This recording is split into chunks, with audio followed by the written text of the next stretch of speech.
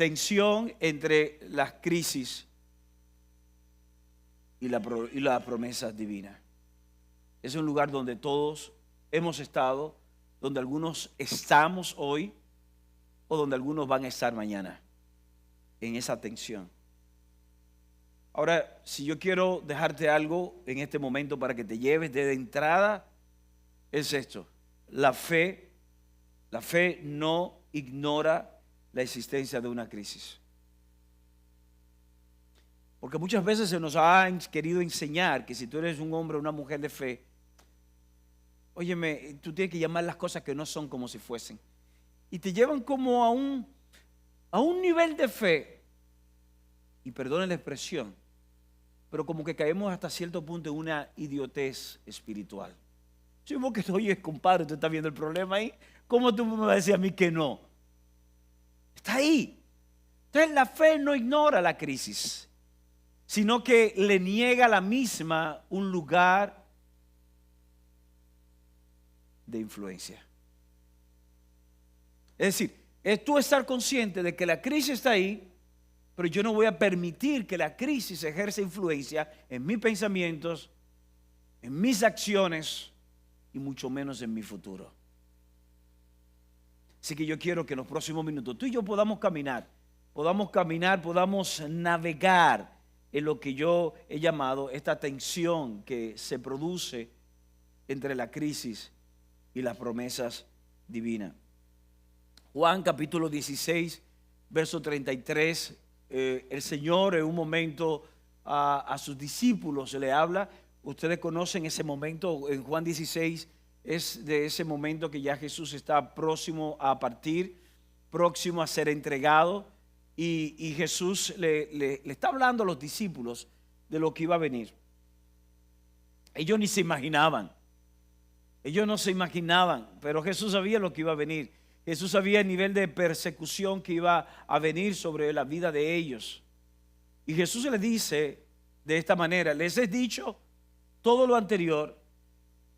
Lo anterior era hablando acerca del Espíritu Santo, acerca de que no iban a estar solos, de que no iban a estar huérfanos, sino que el Espíritu Santo iba a estar con ellos, lo iba a guiar a toda verdad, que el Espíritu Santo era dado por parte de Dios a la vida de ellos como el Consolador, aquel que no solamente le iba a guiar, sino que le iba a traer libertad, le iba a traer victoria.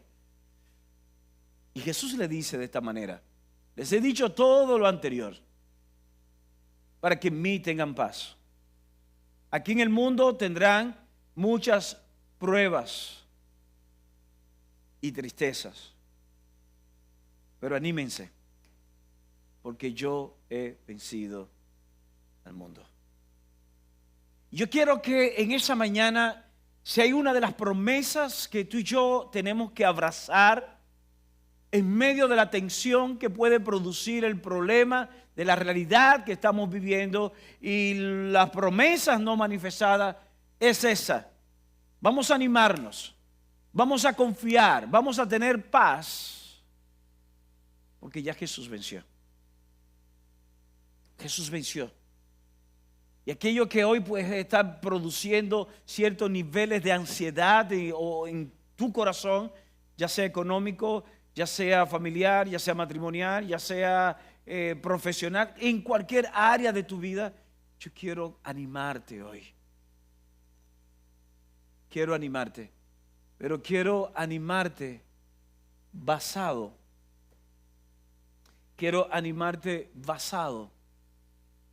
en esta promesa. Jesús ya lo hizo. Jesús ya venció. Ahora quiero hacerte una pregunta. Quiero hacerte una pregunta y quiero con esta pregunta que tú lo pienses antes de responderte a ti misma o a ti mismo. Y tiene que ver a qué tú estás dispuesto. La pregunta es esta: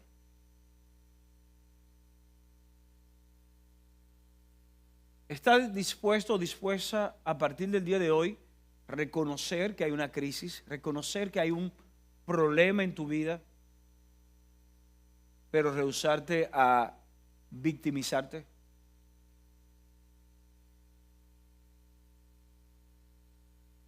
Yo quiero que te hagas esa pregunta, ¿no? Y nadie levante la mano. Esa es una pregunta que te tiene que responder a ti. Reconocer que hay un problema, que tú tienes un problema. Reconocer que tú tienes una adicción. Reconocer quizás que tienes una grieta en tu carácter. Reconocer que hay un problema, como dicen por ahí también, hay un issue familiar, como que se está repitiendo y ahora tú estás lidiando con eso. ¿Estás dispuesto a reconocerlo? Que eso está ahí. Pero igualmente rehusarte a victimizarte. ¿Está dispuesto o dispuesta a reconocer que hay un diagnóstico? Hay un diagnóstico sobre tu vida, hay un diagnóstico sobre tu hijo, sobre tu hija, hay un diagnóstico sobre tu esposo o sobre tu esposa.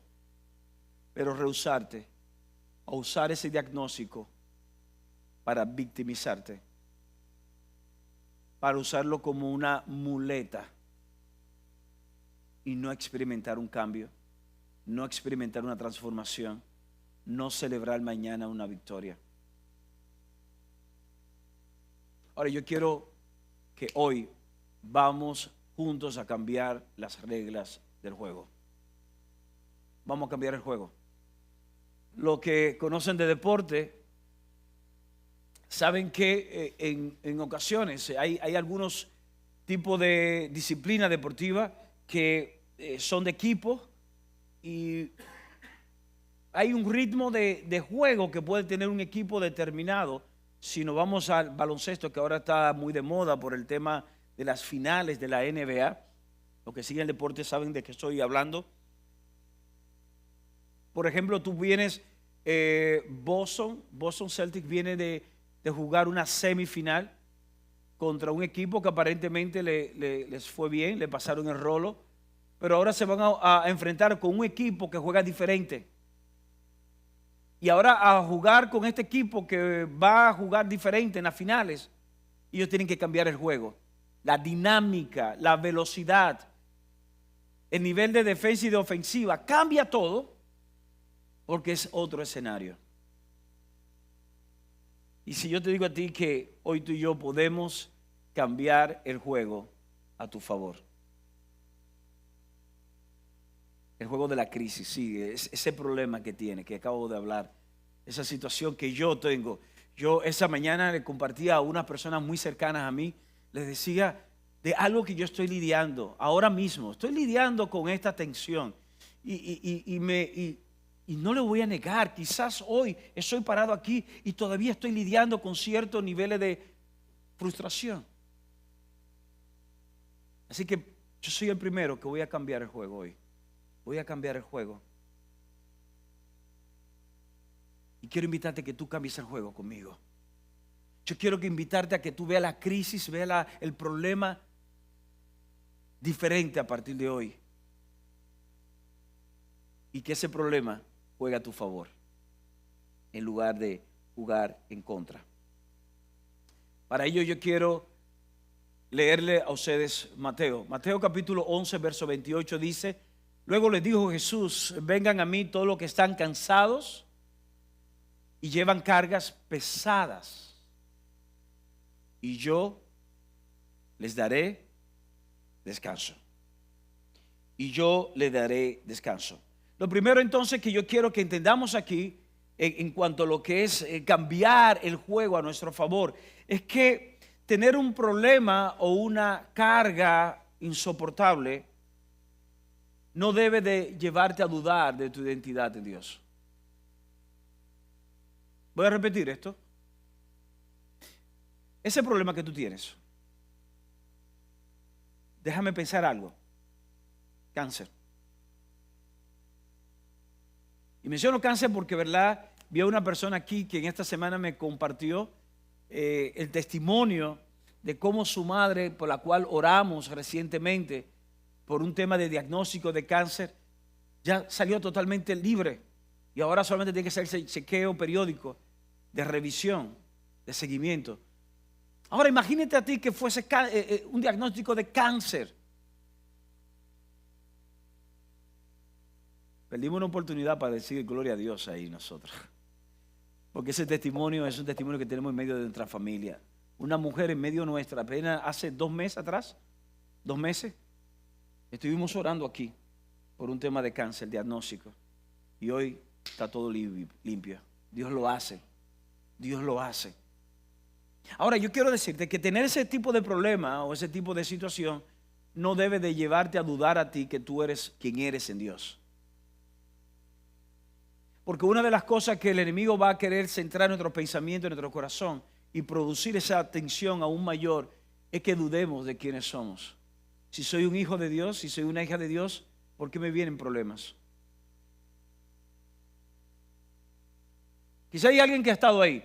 Si yo soy un hijo de Dios y realmente cargo la promesa de Dios, ¿por qué no acabo de salir de este hoyo? ¿Por qué mi matrimonio no cambia? ¿Por qué mi salud no es transformada? ¿Por qué mis finanzas no son prosperadas? Si soy una hija de Dios, si soy un hijo de Dios, ¿por qué no acabo de ver respuesta en esto que tanto anhelo en mi corazón? Tenemos que entender que una crisis en tu vida no significa tampoco ausencia de Dios. Porque a veces no es el tema de que si eres o no, sino que nos preguntamos, Señor, ¿dónde tú estás? Y estoy seguro que también ese ha sido el grito de alguien acá en el día de hoy. En alguna mañana te has levantado o alguna noche te has ido a la cama y te has preguntado, Dios, ¿dónde estás? Dios, ¿dónde estás? Que no veo respuesta. Esta pregunta es un poco tensa, lo que voy a decir ahora. Me voy a tomar la libertad de hacerla o de tirarlo, esta suposición. Pero yo me imagino, yo viendo a Miguel allá atrás, apoyándonos en medios, viendo a sus padres aquí delante de mí. Yo me imagino que durante esos 4 años y tanto, ¿fueron 4 años y tanto? Durante esos 4 años y tanto donde Miguel estuvo privado de libertad, no en un hotel, no en un resort, no, en una cárcel de acá que no son de las mejores, privado de libertad de manera injusta. Yo me pregunto, quizás en algún momento cuando Miguel se despertaba y su fe quizás no estaba en el mejor punto, no quizás llegó a preguntarse, Miguel, Dios, ¿dónde tú estás? O sus padres, que cada vez que había una audiencia, veían que no le daban el cambio de la condena, ¿verdad? De la condición. No le variaban la sentencia. Y podían preguntarse a sus padres, Dios, ¿dónde estás? Son esos tipos de cosas que todos vamos acá. Y estamos hablando de personas que son aquí en medio nuestro. Estamos hablando de unos padres que están sentados aquí con ustedes. Y de un joven que está sirviendo al Señor con un corazón apasionado por Dios, que está sentado allá atrás sirviendo. Pero que pasó por ese nivel de prueba, pasó por ese nivel de tensión. Y pudo preguntarse quizás en algún momento, Dios, ¿dónde estás?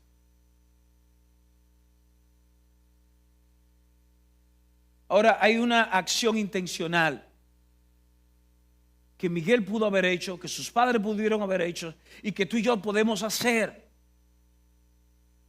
Y es exactamente responder a la invitación que Jesús nos hace. Jesús nos dice, tú estás cansado, tú estás cargado, aunque tu carga sea pesada, ven y yo te voy a dar descanso. Y el descanso que Jesús ofrece es un descanso no de un día, como hablábamos el pasado miércoles durante el estudio de la carta a los Efesios, ¿verdad? Cuando hablábamos del Shabbat, del sábado, y hablábamos que el reposo, el reposo que el Señor ofrece no es un día ni es una tierra prometida, sino es una posición en Dios. Cuando nosotros logramos entrar en esa posición y experimentar el reposo que solamente Jesús nos ofrece. Y en medio de la falta de manifestación de una respuesta de esa promesa de Dios, y en medio de esta prueba, de esta carga pesada, en esa tensión tenemos que aprender a navegar. Y ahí es que tenemos que hacer que el juego esté a nuestro favor. ¿Cómo? Estoy en medio de la prueba, estoy en medio de la dificultad, las cosas no cambian, pero voy a tener descanso porque yo sé en quién puedo tenerlo, y yo intencionalmente voy a traer toda mi frustración, voy a traer toda mi carga, voy a traer todo mi dolor, voy a traer toda mi amargura, voy a traer todas mis heridas, voy a traer todo el equipaje que cargo y lo voy a poner a los pies de aquel que sé que me puede dar descanso. ¿Y sabes qué? Vamos a experimentar descanso.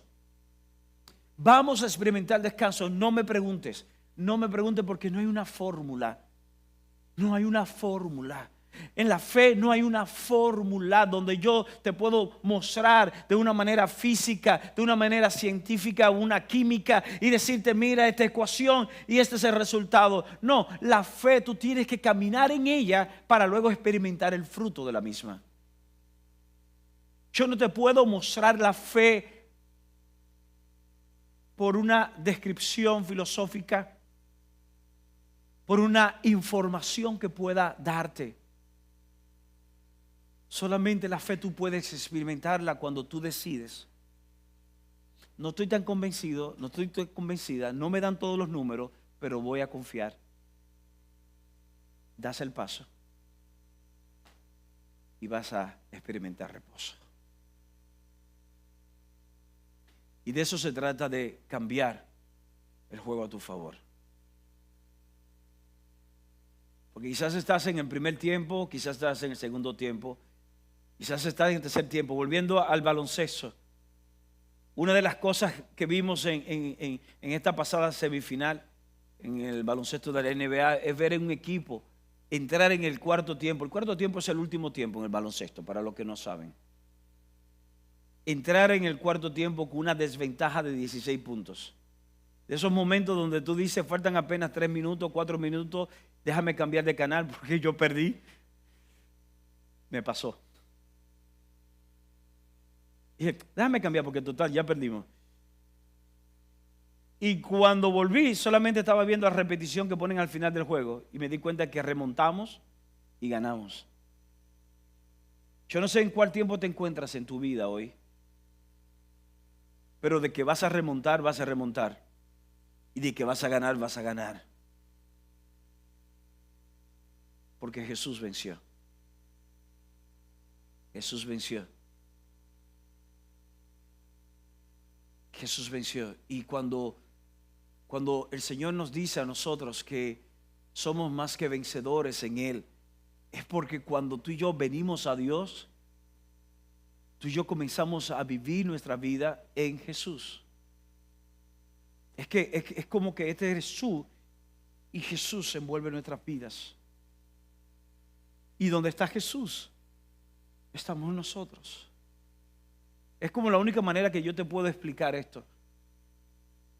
Lo que de otra forma Pablo declara de que estamos sentados juntamente con Cristo en lugares celestiales. Jesús está sentado a la diestra del Padre, pero dice que tú y yo estamos posicionalmente también sentados en lo espiritual junto a Dios.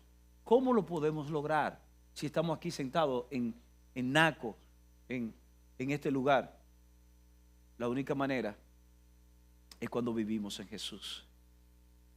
Y cuando vivimos en Jesús, en medio de la tensión, vamos a tener reposo, vamos a tener descanso, vamos a tener paz.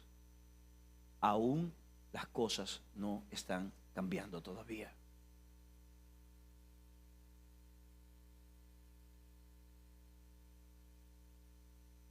En un momento, el profeta Isaías le dice al pueblo, Isaías 43, 2: cuando pases por aguas profundas, yo estaré contigo. Cuando pases por ríos de dificultad, no te ahogarás. Cuando pases por el fuego de la opresión, no te quemarás. Las llamas no te consumirán.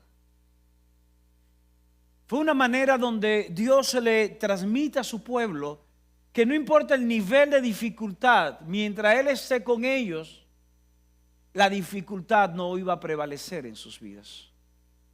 Es interesante, Dios no le dice al pueblo, yo voy a evitar que tú pases por aguas profundas. O Dios no le dice al pueblo, yo voy a evitar que pases por fuego. No. Dios lo que le dice, ¿sabes qué? Cuando pases por las aguas profundas no te vas a ahogar. Cuando pases por el fuego no te vas a quemar, porque yo voy a estar contigo. Y hay alguien en esa mañana que Dios le está diciendo, al igual que me está diciendo a mí, a Javier, sí, Dios me está hablando a mí. Y sé que Dios te está hablando a ti también. Que no importa el nivel de dificultad en la cual te encuentres o puedas atravesar en el día de mañana, esa dificultad no va a atravesar, no va a prevalecer, no te va a aplastar. Porque Dios ha prometido estar con nosotros. No estamos solos, no estamos huérfanos. Dios está con nosotros por medio de su Espíritu. ¿No es maravilloso Dios? ¿No es maravilloso tú y yo saber que Dios habita en nosotros hoy? En ti, en ti. Por medio de su Espíritu. Por eso yo quiero que tú y yo manejemos la atención. Por eso yo quiero que tú y yo manejemos esa crisis y esas promesas de una manera que podamos celebrar mañana.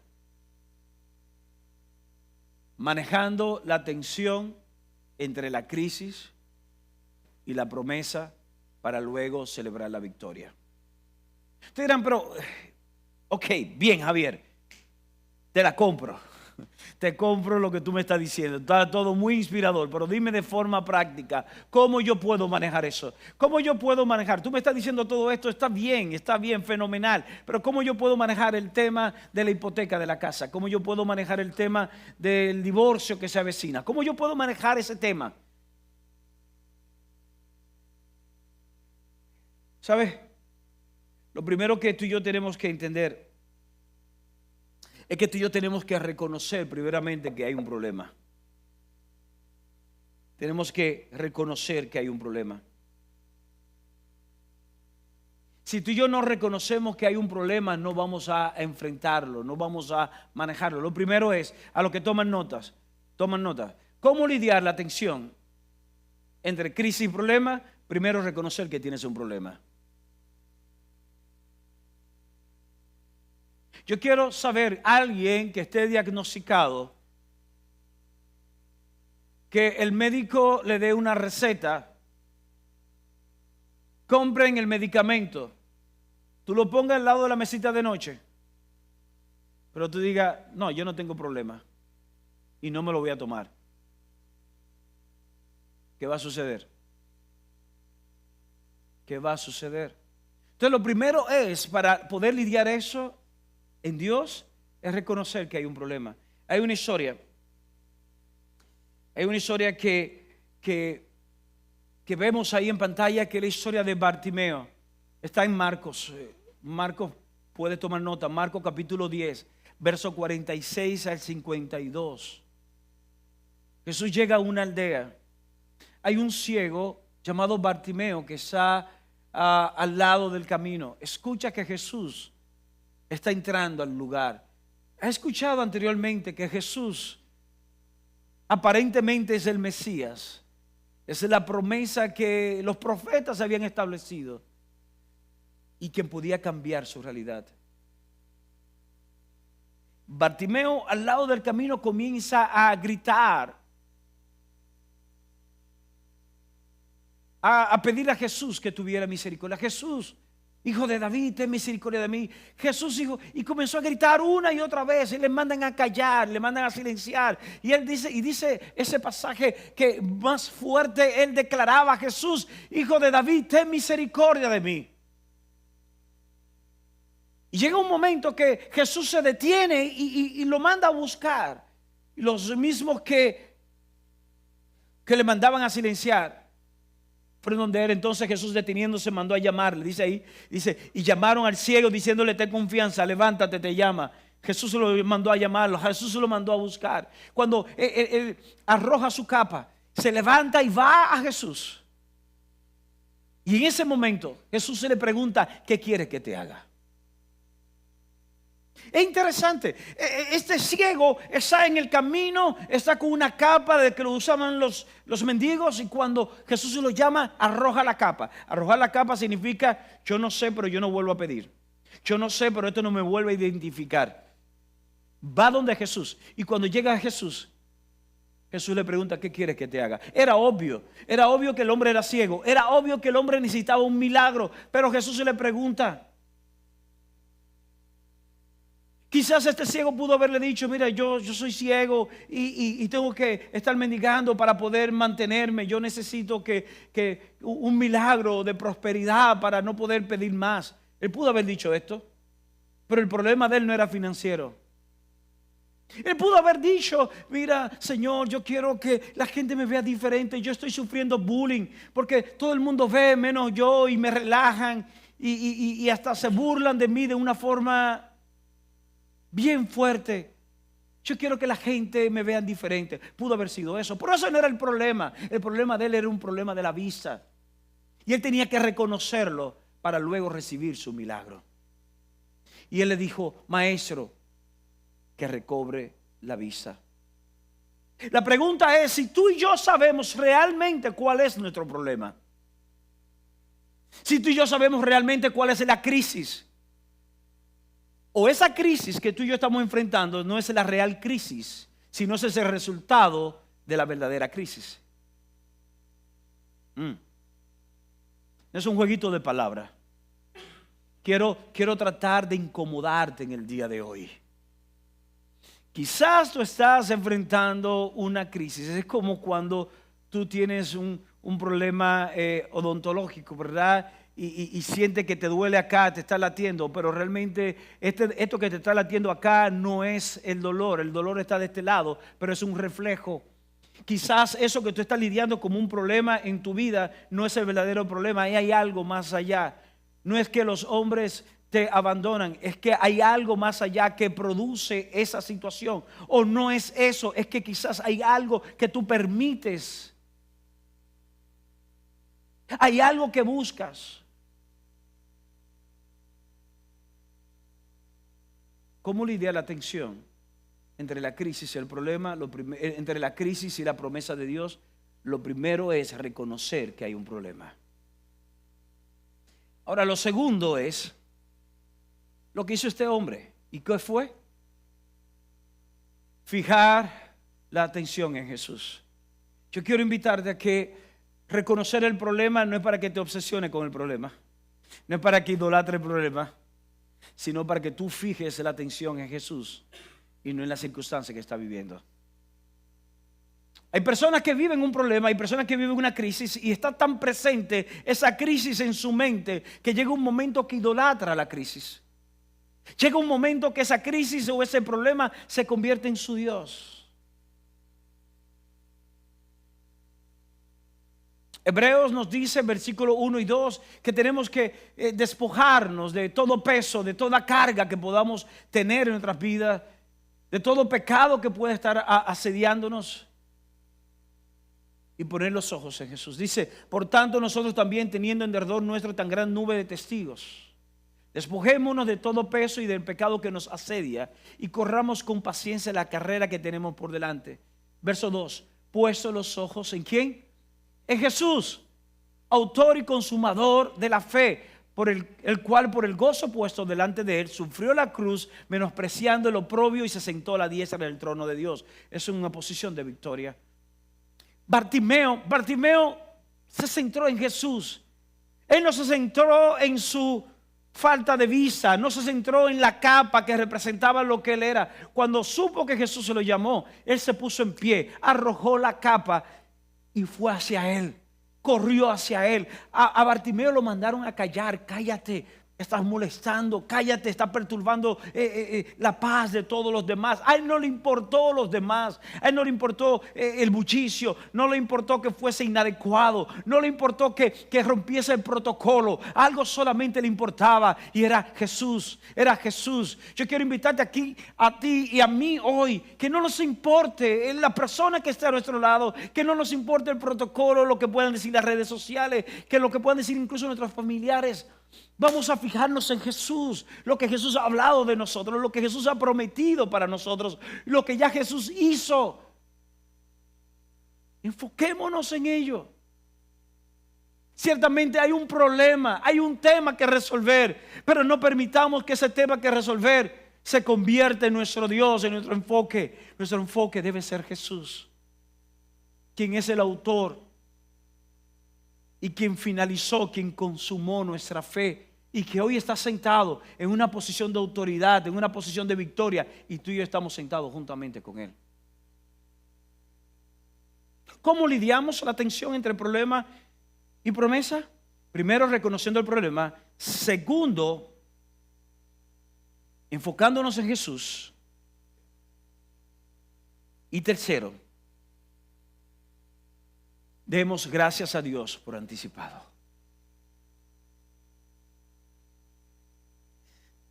Y yo sé que aquí viene la parte difícil. ¿Cómo tú le puedes dar gracias a Dios por algo que todavía no ha cambiado? ¿Cómo tú puedes darle gracias a Dios por algo que no has recibido? De la manera sencilla que tú escribes una comunicación a una oficina y tú esperando recibir el favor, tú le pones gracias. Tú pones, es fácil, ¿verdad que sí? Antes de poner tu firma, ¿qué tú pones? Gracias anticipadas. Entonces, ¿por qué no le damos gracias anticipadas al Señor? Yo quiero invitarte a que le des gracias anticipadas al Señor. Ya reconociste el problema, ya pusiste los ojos en Jesús. Ahora ten una actitud de agradecimiento. Señor, gracias porque tú me has amado, gracias porque me has escogido, sin importar quién sea, sin importar mi pasado, sin importar mi trasfondo familiar. Tú me has amado, sin importar las veces que te he fallado, porque te he fallado, Señor. Quizás te falle mañana nuevamente, pero sin importar todo eso, tú me has amado, me has escuchado y sé que tú cumplirás tu propósito en mí. Señor, gracias. Y hay una promesa, dice que el Dios de paz va a cubrir tu pensamiento y tu corazón.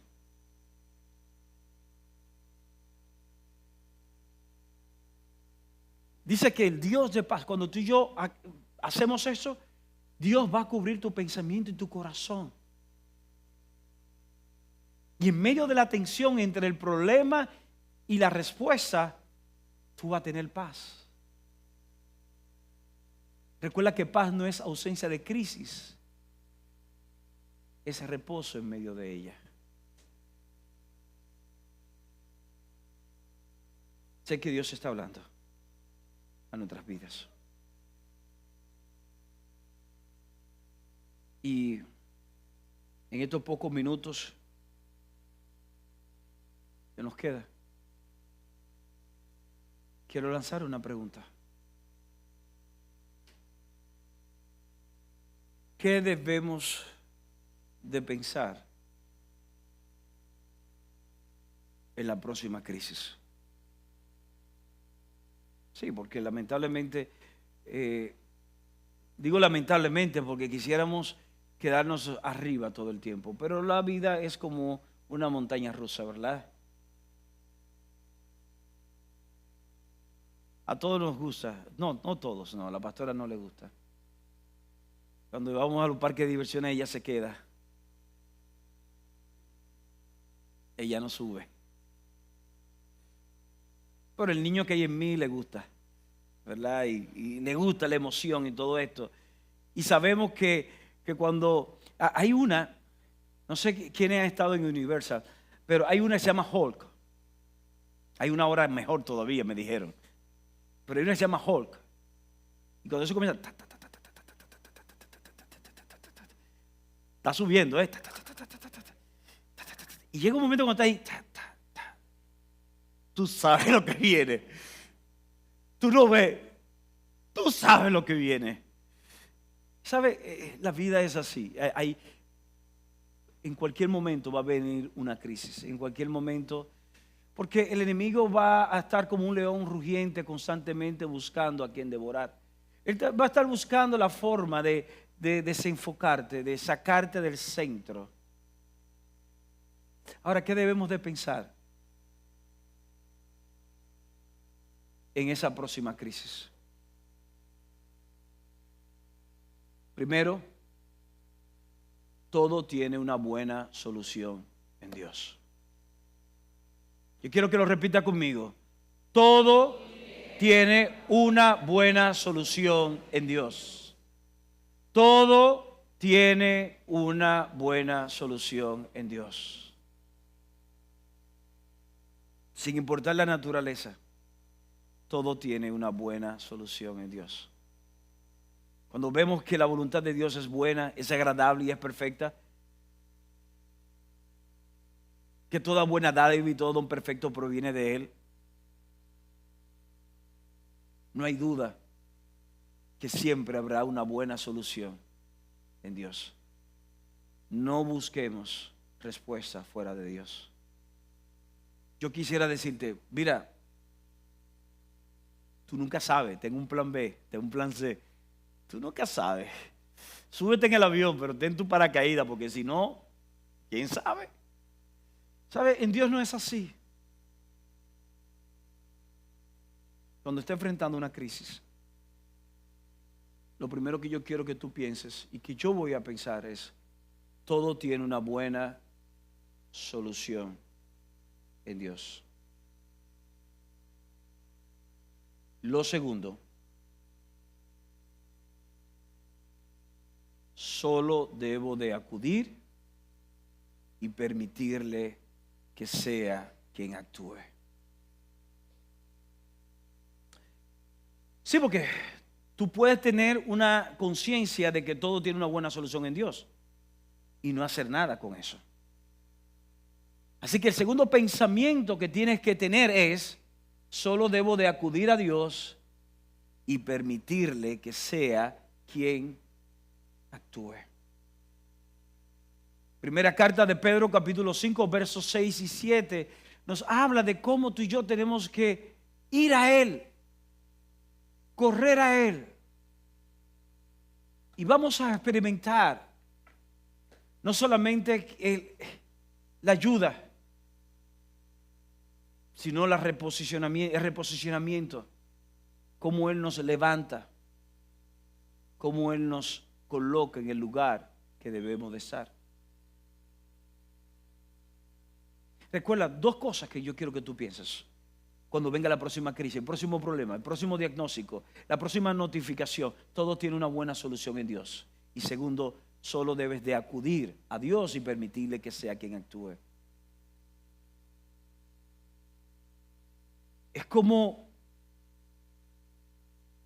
ese joven, y termino con esa historia que todos conocen.